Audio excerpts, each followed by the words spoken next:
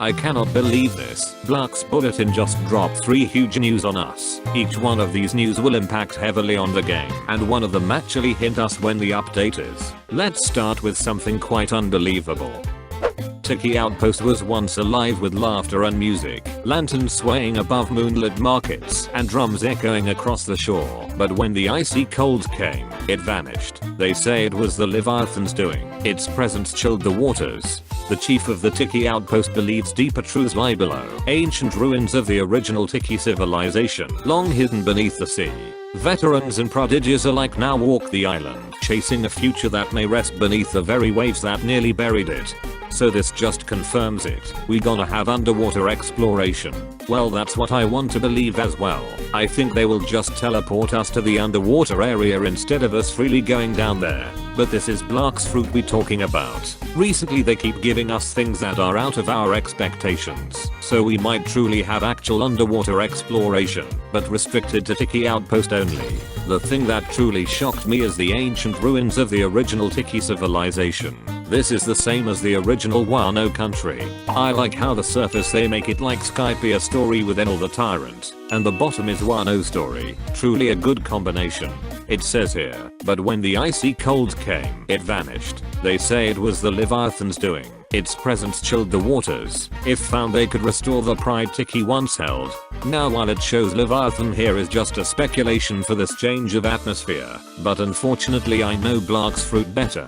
They never add something and means nothing. This Leviathan is a hint on how we can unlock the ancient Tiki. It also says its presence chilled the waters. Now remember what happened when we bring Leviathan's heart to Hydra Island? Yeah, it frees it. So I think we need to do the new quest and then bring the Leviathan heart to Tiki Outpost. This might be one of the requirements to unlock the ancient Tiki. It also may be a material for the submarine to work and teleport us to the underwater area. They might add a BS dialogue where it says, the underwater contains unknown power that restrict us to coming in close. The submarine needs something powerful to overcome this restriction. Yeah, they might add BS like that to make it more immersive. Now lastly, this part piqued my interest. Veterans and prodigies alike now walk the island, chasing a future that may rest beneath the very waves that nearly buried it. I think this ancient Tiki area will have a new upgraded Sharkman karate place from the Bulletin 6. And also, if found, they could restore the pride Tiki once held. I think the heart of Tiki from Bulletin 5 is in this place. I suppose we need to give that to the Tiki chief in order to restore the Tiki's pride. I do wish this time they add or make more intricate puzzle for this place. I don't want it to be solved just under 24 hours. Where's the fun in that? Back then we spent weeks to complete the new puzzles and mysteries. They need to make it fun again.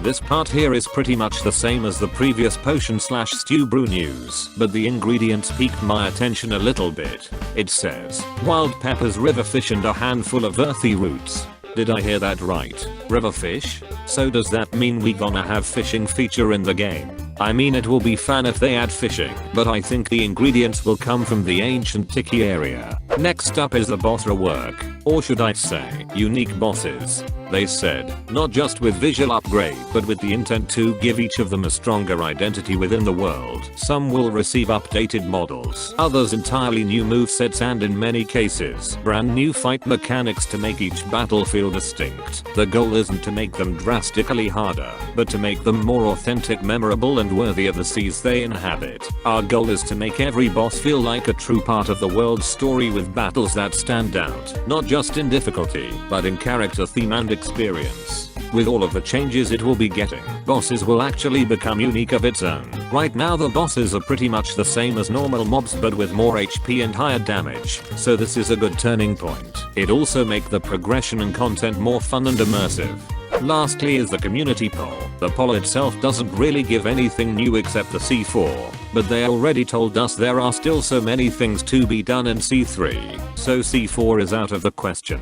The true gem is here in the picture. The update is officially will be on the 31st, but we don't know which month. Obviously it will not be in this month, and June only had 30 days. That only left us July 31st as the closest. So there we go. We still have a lot of time left until the update. And with all the news and hints we got so far, this update certainly will be a huge one. 君の虜になって